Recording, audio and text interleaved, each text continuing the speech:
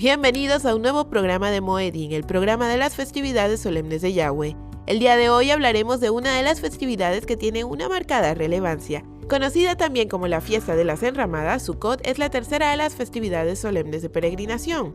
Es la última de las festividades de otoño y la que marca la tercera cosecha. Y aunque en lo sucesivo iremos ahondando poco a poco, Sukkot es el ensayo para la llegada de un tiempo en el que hay un cambio total de gobierno, pues ahora es el Mesías quien toma su legítimo lugar como rey para regir sobre todas las naciones. Levíticos 23, versos del 33 al 43, habla acerca de la festividad de la siguiente forma. Dios ordenó a Moisés que les diera a los israelitas las siguientes instrucciones. El día 15 del mes de Tishri, después de que hayan cosechado los frutos de la tierra, nadie trabajará, sino que todo el pueblo se reunirá para adorarme. Ese día dará comienzo a una fiesta en mi honor, que durará 7 días. Durante esos 7 días y también al octavo día se quemarán ofrendas sobre mi altar y además celebrarán un culto especial. El primero y el octavo día de la fiesta serán días de descanso. El primer día tomarán frutos de los mejores árboles y con ramas de palmera y de árboles harán enramadas. Durante los 7 días de las fiestas todos vivirán en esas enramadas, para que se acuerden de que yo los saqué de Egipto y los hice vivir bajo enramadas. Esta fiesta deberá celebrarse cada año. Es una orden que nunca deben desobedecer. Yo soy el Dios de Israel. Estas son todas las fiestas que celebrarán en mi honor. En ellas celebrarán una reunión especial y me presentarán toda clase de ofrendas según lo que deba presentarse cada día. Además de estas fiestas, deberán respetarme cumpliendo con todos los días de descanso o Shabbats y presentando las ofrendas y regalos que ustedes me prometan y quieran hacerme. Sukkot, junto a las festividades de Pesaj o Pascua, es considerada una de las 3 solemnidades más importantes, y esto es porque es una de las solemnidades de peregrinación, en las que se acostumbraba a emigrar a Jerusalén, exactamente al templo de Jerusalén, quedando prácticamente vacío todo el reino de Israel.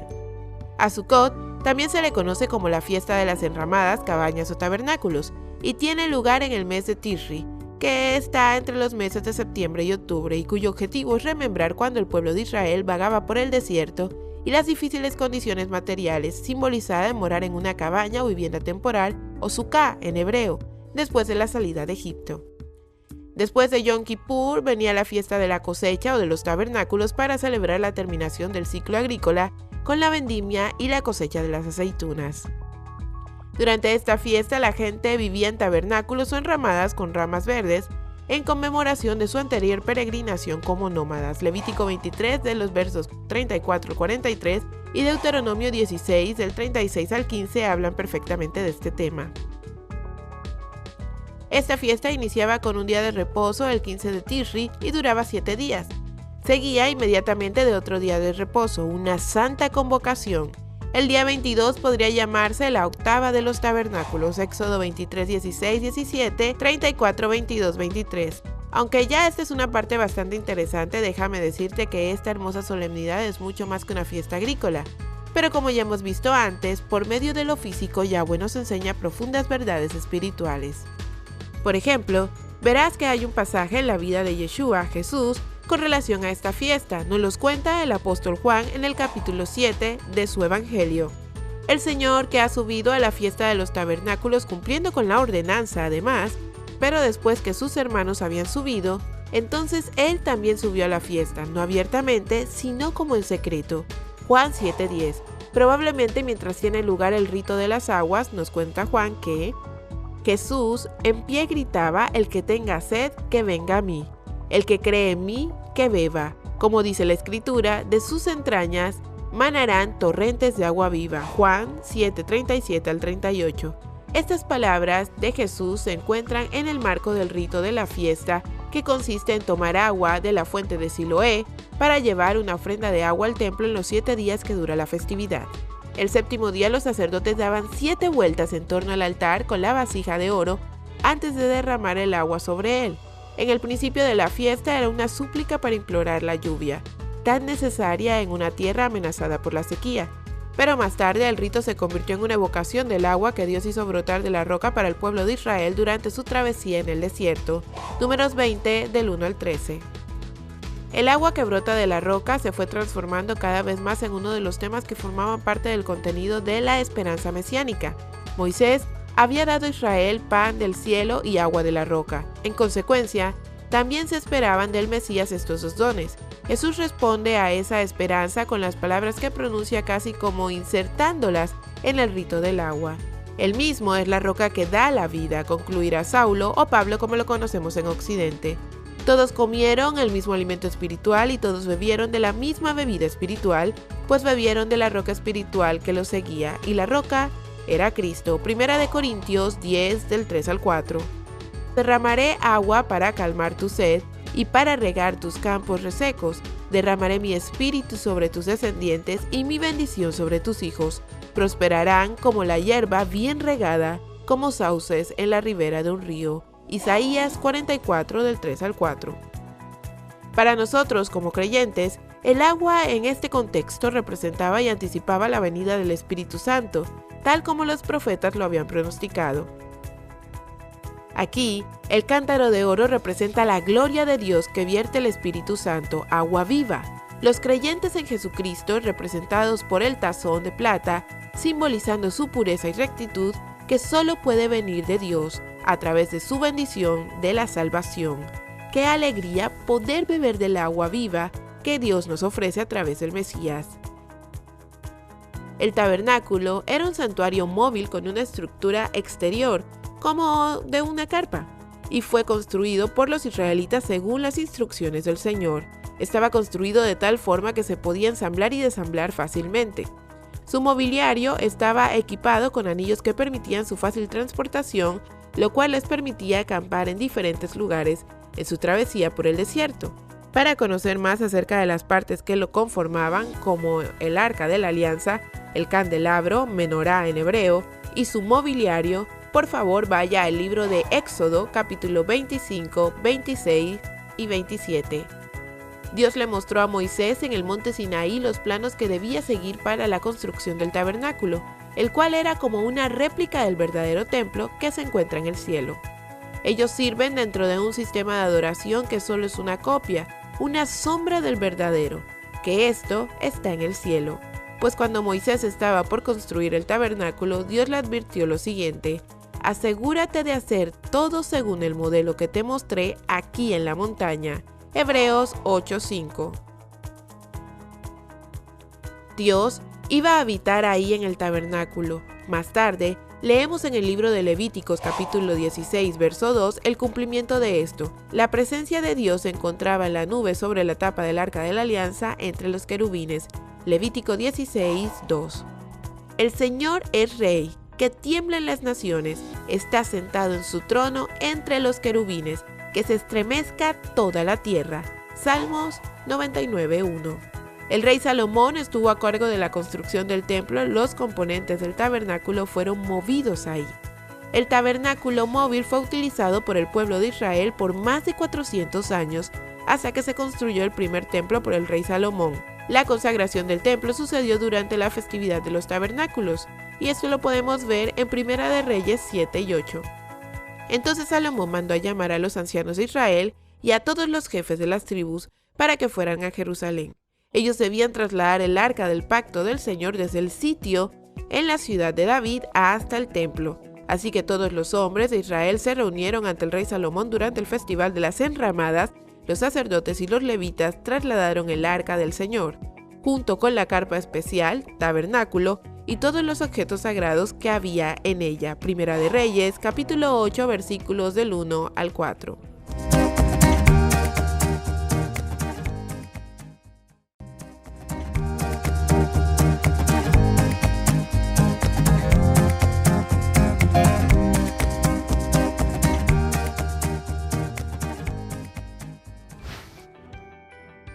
Ahora bien, hemos dicho anteriormente que la fiesta se daba en la estación de otoño, durante la cosecha de los frutos de los árboles. Levíticos 23, versos del 39 al 41. Así que era otra oportunidad para celebrar la provisión y la bendición de Dios para todos aquellos que le creen y le siguen, de acuerdo a su voluntad expresada en la palabra. Salmos 1, del 1 al 3. La Biblia describe al pueblo de Dios como árboles, y eso lo vemos claramente en el primer salmo. y no podía faltar en la gran última fiesta solemne del Señor. En esta fiesta hay 4 árboles representados y cada uno ilustra y simboliza una característica del pueblo que obedece al Señor. Para esta ocasión se usaban ramas con fruto de árbol hermoso, ramas de palma, rama de árboles frondosos y de sauce. Como las ramas de estos 4 árboles hacía un ramillete, comúnmente llamado lavaj etrog, y también con ellas se edificaban o decoraban las tiendas o enramadas. ¿Pero qué significan esos árboles? El árbol de fruto hermoso se trata del citrón, en hebreo etrog, que representa a los extranjeros o gentiles que habitan en medio del pueblo de Israel, los injertados, Deuteronomio 16, versos del 3 al 14. La fiesta de los tabernáculos es una de las fiestas del Señor en la que Él da claras instrucciones y promesas para que las naciones extranjeras participen y disfruten de sus bendiciones. En el libro del profeta Zacarías se dan claras promesas que aún en el reino milenio se celebrará esta festividad, Zacarías 14 del 16 al 19. Y en Apocalipsis se expresa de manera triunfante el pleno cumplimiento de esta fiesta cuando el tabernáculo de Dios descienda del cielo para morar con los hombres, Apocalipsis 21 del 1 al 4. Las palmeras del hebreo lulav, por lo general palmas de dátiles, representaba a los justos, entendiéndose en este punto como a los redimidos, a quienes se les dan las promesas de morar en la casa de Dios, el tabernáculo, florecer y fructificar, ser sanos y fortalecidos en su presencia, Salmos 92 del 12 al 15. Da gozo ver en las escrituras del nuevo pacto que los justos, los redimidos por medio de la sangre del Cordero de Dios, Yeshua, celebran la salvación de Dios con palmas en las manos, Apocalipsis 7:9. Los árboles frondosos se trataba del mirto o arrayán, del hebreo hadassim, de Hadassah. ¿Te recuerda a alguien ese nombre? Tal vez a una reina que todos conoceríamos después como Esther, gozo. Y representa al creyente victorioso, a quien se le da la promesa que el gozo victorioso de Dios le acompañará. Este árbol, por su grato aroma o perfume, se usaba para la celebración de bodas y otras festividades, además que su nombre en hebreo propiamente significa gozo, celebración. La reina Esther llevaba por nombre Hadassah, y aunque fue huérfana de padre y madre por cuanto aprendió a morar en la presencia de Dios con oración y ayuno, Dios la usó para traer gran gozo y salvación al pueblo de Dios. Esther 2:7, 4:14 al 17, 9:16 al 19. El árbol de sauce, del hebreo arabot, y representa al creyente bendecido, a quien se le da la promesa de que será prosperado por Dios en todas las áreas de su vida. Isaías 44:4, Ezequiel 17:5, Salmos 1:3. El sauce es conocido como el árbol de los arroyos, que crece en donde hay corrientes de agua, por eso ilustra a una persona que cree, se mantiene fresca, verde y es fructífera. El mensaje del Señor es que toda persona, sea hebrea o extranjera, que mora en su presencia, que hace morada en su vida para Él, va a desarrollar y manifestar estos atributos y virtudes, su justicia, su gozo y su bendición todos los días de su vida. Y este mensaje es claro también en el Evangelio de Jesucristo predicado por los apóstoles. Todo creyente que está lleno y guiado por el Espíritu Santo de Dios manifestará el fruto del Espíritu. Gálatas 5:22-25 y 2 de Pedro 1:3-8. El Nuevo Testamento, escritos del primer siglo, o también llamado en hebreo Brit Hadashah, específicamente en el Evangelio del apóstol Juan, en los primeros capítulos nos narra con un lenguaje simbólico y espiritual un nuevo comienzo, un nuevo aion, o tiempo del Espíritu, proclamado por Juan el Bautista e iniciado por el maestro de Galilea en el río Jordán, en la boda de Caná, Juan 1:1 y 2:11. En una fiesta de Caná, con su primera señal, Jesús narró lo que sería el principio del final de su vida.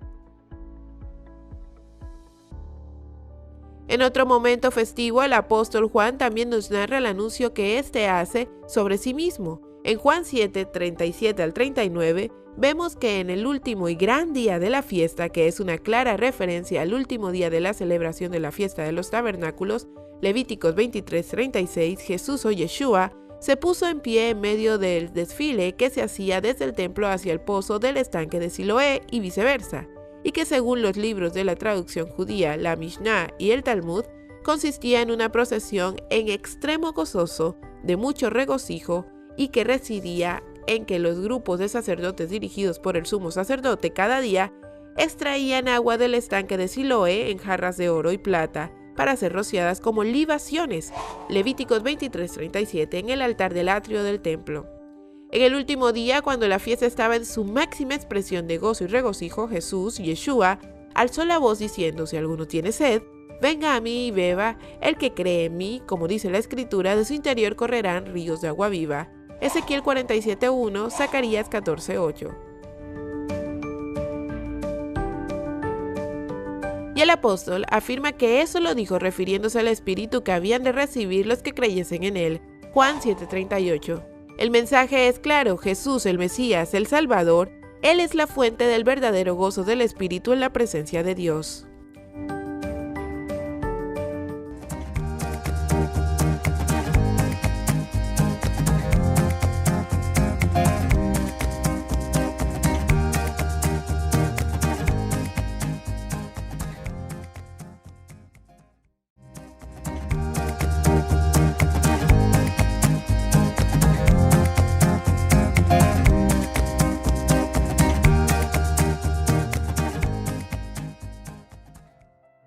Y culminamos con otra historia que otro de los evangelistas coinciden en narrar. Se trata de la transfiguración que Jesús hizo ante 3 de sus discípulos después de haber transcurrido 6 días.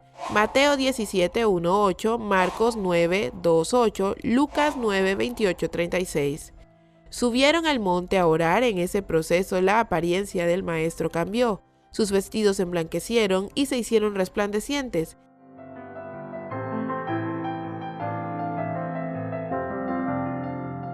Es imposible no relacionar esta experiencia con la gloria manifiesta Shekinah de Dios en el pasado, y en especial cuando aparece en escena Moisés y Elías, 2 de los grandes profetas que vieron la gloria de Dios como ningún otro. Éxodo 34:5-8, Primera de Reyes 19:8-13. La reacción del discípulo extrovertido y con mayor iniciativa no se hizo esperar. Pedro le propone al maestro celebrar la fiesta de los tabernáculos, le propone hacer sukkats, enramadas, pero inmediatamente la realidad se impone sobre las sombras. Mientras él hablaba, una nube de gloria los cubrió y una voz, shofar, salió de ella que decía: este es mi hijo amado, a él oíd. Lucas 9, del 34 al 35. Los aprendices apóstoles pasaron del gozo al temor reverente, pero definitivamente deseaban celebrar la gloria de Dios manifestada en ese momento. Este último significado de la celebración de la gloria de Dios es el más frecuente cuando hablamos del tabernáculo de Dios.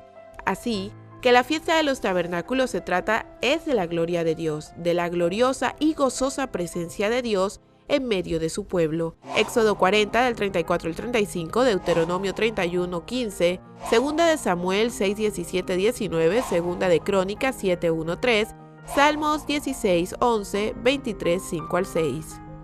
Esta fiesta también era llamada la fiesta de la cosecha, Éxodo 23:16. Se llamó así porque ocurría en octubre, después de que todas las cosechas habían sido recogidas. Era el festival de la gran cosecha.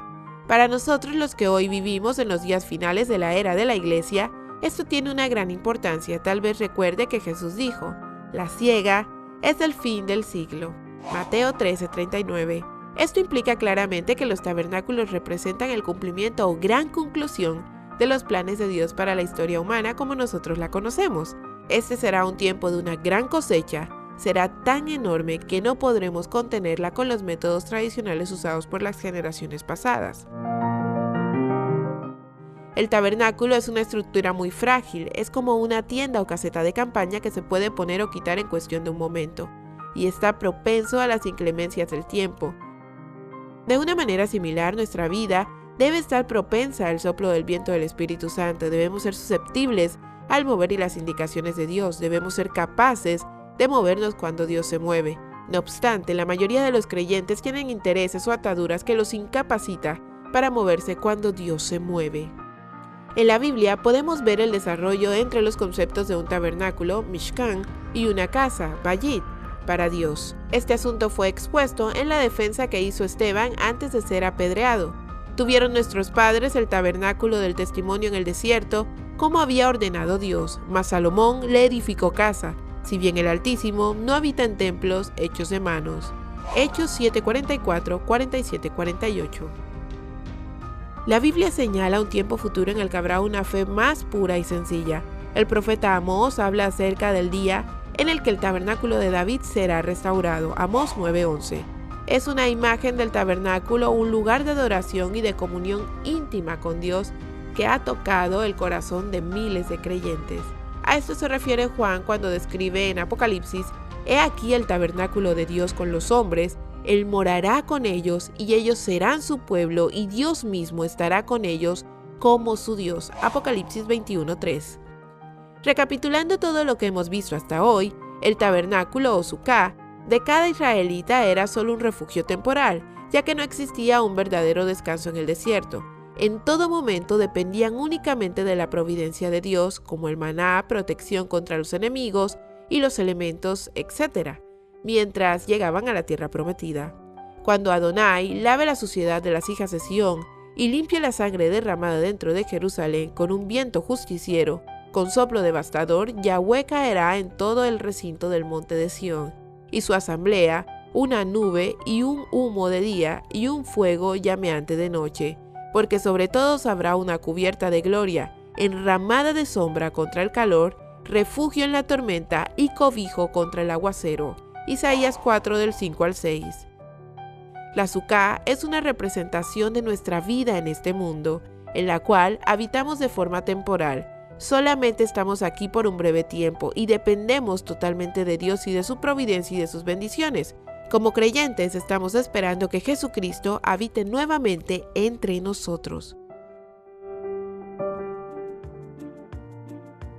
Y haré un pacto de paz con ellos. Será un pacto perpetuo con ellos y estableceré y los multiplicaré. Y pondré mi santuario entre ellos para siempre. Mi tabernáculo está en medio de ellos. Y seré a ellos por Dios, y ellos me serán por pueblo. Y las naciones sabrán que yo, Yahweh, soy el que santifico a Israel, cuando mi santuario esté en medio de ellos para siempre. Ezequiel 37, 26, 28.